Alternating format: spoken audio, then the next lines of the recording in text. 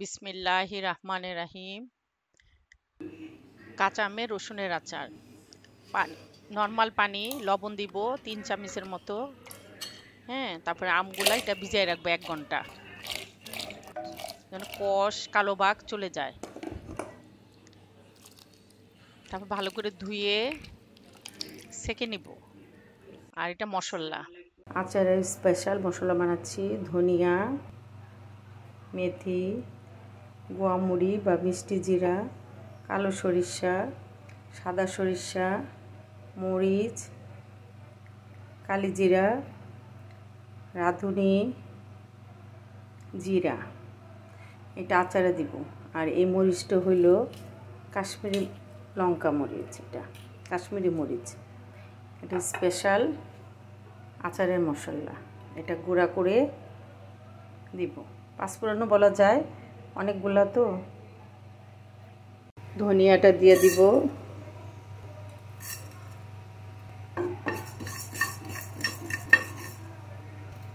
মেথি। খুব সহজভাবে করেছি, সবাই পারবে। কম মশলা দিয়েও করা যায়, আবার এটাতে বেশি মশলাও দেওয়া যায়, কিন্তু শুকনা যেন থাকে। আমি এটার ভিতরে কোনো পানি মশলা, সরিষাতে কোনো পানি ইউজ করি নাই, সরিষা বাটা গুঁড়া দিয়েছি সব।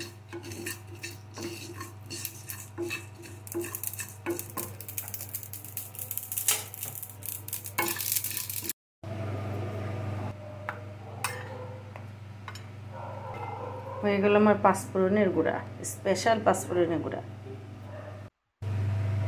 এখন চুলায় ভালো করে আমটা ধুয়ে নিচ্ছি, ধুয়ে সেকে নিয়েছি যেন পানি না থাকে। সরিষার তেল দিলাম, আর গরম রসুনটা দিয়ে দিলাম। লবণ, বিট লবণ, শুকনো মরিচ, কাশ্মীরি মরিচ, কালো সরিষা, হলুদ, সাদা সরিষা দিয়ে দিব।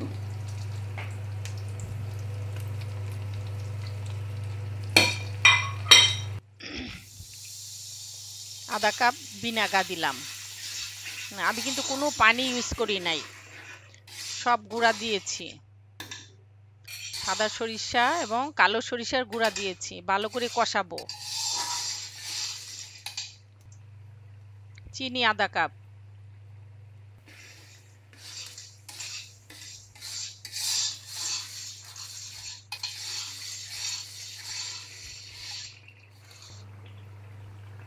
আম দিয়ে দিলাম। আমটাকে ভালো করে শুকিয়ে নিয়েছি, কয়েকবার লবণ পানি দিয়ে ধুয়ে শুকিয়ে নিয়েছি। পাতলা কাপড় দিয়ে শুকিয়ে নিয়েছি যেন পানি না থাকে। এখন আমার মনে হয় তেলটা কম হয়েছে, তেল দিব। আর আরো আধা কেজির মতো রসুন দিব। প্রথম আধা কেজি দিয়েছি রসুন।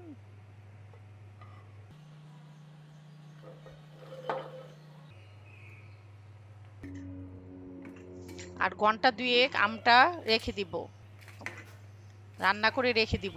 তারপরে রসুনটা তেলটা দিব, কয়েকটা মরিচ দিলাম। এখন আচারটার মধ্যে ঢেলে দিব। আচার দুইবারে রান্না করব, একবারে না। রান্না করে কিছুক্ষণ রেখে আবার রান্না করব।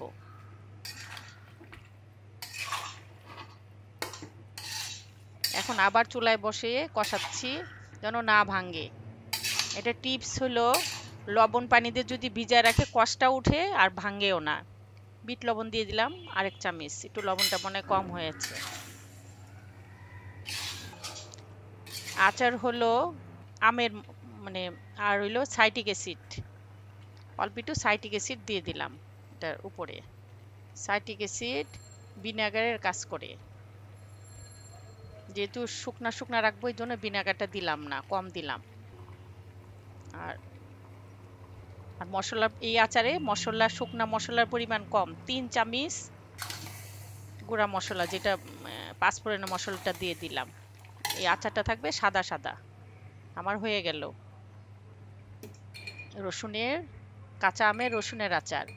আচার হলো গরুর মাংসের মতো, যেভাবে রান্না করেন, কম মশলায় বেশি মশলায়, হুম, খালি খেয়াল রাখতে হবে আচারের জন্য পানি না থাকে। আমার আরেকটু উপরে আরেকটু তেল দিয়ে দিব, সেটা গরম করে দিব। একটু পাক উঠাইয়া একবার এই আচারটাকে ডুবা তেলে থাকবে, রসুনের কাঁচা আমের আচার, যে আবার উপরে একটু তেল দিয়া দিব, একবারে মানে জারটা ভরে তেলটা দিব। আমার হয়ে গেল কাঁচা আমের রসুনের আচার।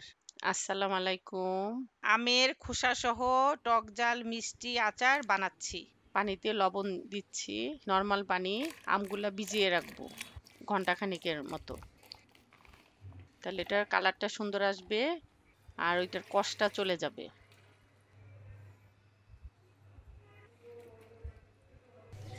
তেলে রসুন দিলাম, সরিষার তেলে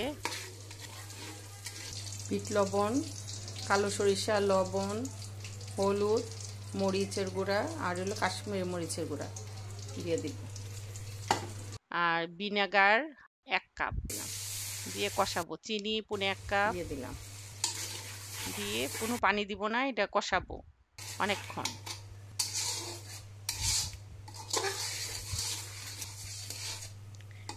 তারপরে এলো খোসা সহ আমটা ভালো করে লবণ পানিতে ধুয়ে সাদা কাপড় দিয়ে মুছে নিয়েছি যেন পানি না থাকে। এটাকে অনেকক্ষণ কষাবো।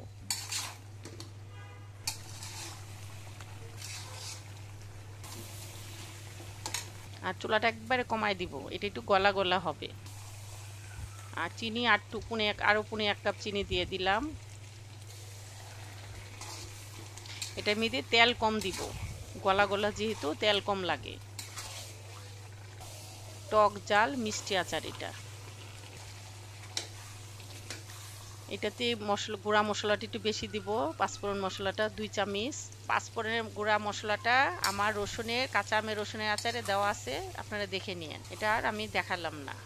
পরে আবার 1 চামচ নামানোর আগে আরেক চামচ দিয়ে দিব যেন এটার ঘ্রাণটা থাকে। এখন একটু গরম গরম জারে রেখে দিব। এটা খিচুড়ির সঙ্গে খাওয়া যায়, পোলার সঙ্গে খাওয়া যায়, খালি খাওয়া যায়। হয়ে গেল আমার খোসা সহ আমের টক ঝাল মিষ্টি আচার।